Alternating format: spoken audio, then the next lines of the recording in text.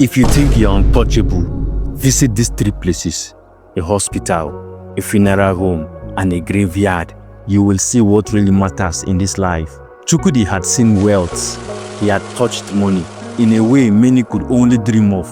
From selling charcoal at Alaba Market to owning an import and export business, he had dealt with luxury cars and commodities. He had built an empire over the years from nothing. People admired him, envied him, and feared him. But no one truly knew the weight he carried inside, the guilt that haunted him like a shadow. He had lied, cheated, and done things he could never speak of, all in the name of making money. And now at the peak of his success, fear gripped him. The fear of death, the fear of what lays ahead after everything he had done. It was his uncle, a retired medical doctor, who suggested the trip. "You need to see life from a different angle," the old man said one evening. "Come with me, I'll show you." The hospital visits. Their first stop was the local hospital. The moment they stepped in, the stench of smell, unwashed bodies, and sickness filled Chukwudi's nose. The place was overcrowded. People lying on benches, some on bare floor, waiting for help that might never come. Nurses moved sluggishly, their faces blank, drained from long shift and poor pay. Then Chukwudi saw her, a woman clutching her son, whispering prayers into his ears. The boy, not older than 12, lay on a rusty hospital bed, his body thin, his breath shallow, his eyes dull and sunken, carried a pain that words could not describe. His mother, a widow, wiped her sweat with the edge of her wrapper, her own face filled with silent tears. The doctor attending to the child barely paid attention.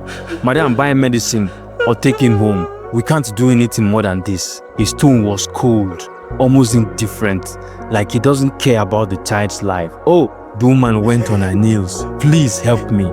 Please, I beg in the name of God. I will find the money." Chukwudi felt something twist inside him. He had spent millions on a single car without thinking twice. Yet there was a mother begging to save her child. His hand clenched into his fist. As he looked around, the broken ceiling fans, the heat, the stench. How many people had died here? Not from sickness, but from neglect, he thought. He placed his hand on his uncle's shoulder.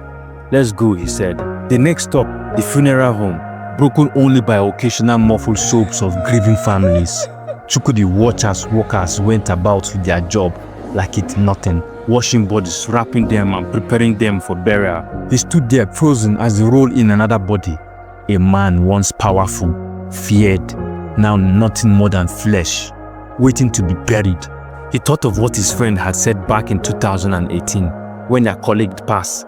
She had sickle cell until one day she was gone. His friend Cash Money had said something that haunted him ever since. "Sometimes I look myself in the mirror.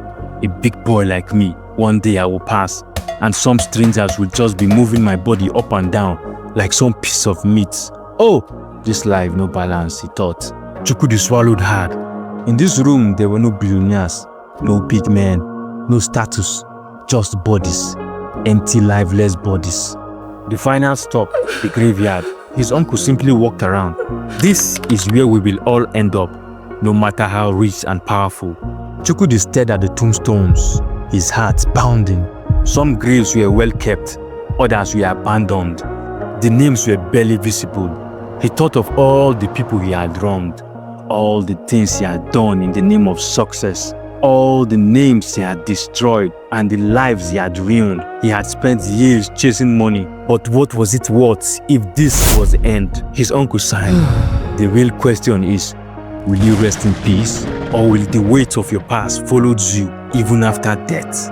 Moral lesson: life is fragile, unpredictable, and temporal. Wealth, power, and status mean nothing in the face of death. True success is not about what we gain, but the legacy we leave behind. Appreciate life, live with integrity, and never forget that in the end, we all will return to the dust. In dust we come, in dust we shall return. Thank you so much for listening to my podcast. I hope you enjoyed it. My name is Stanley Chuks, aka Advance, aka Ping, the fine boy.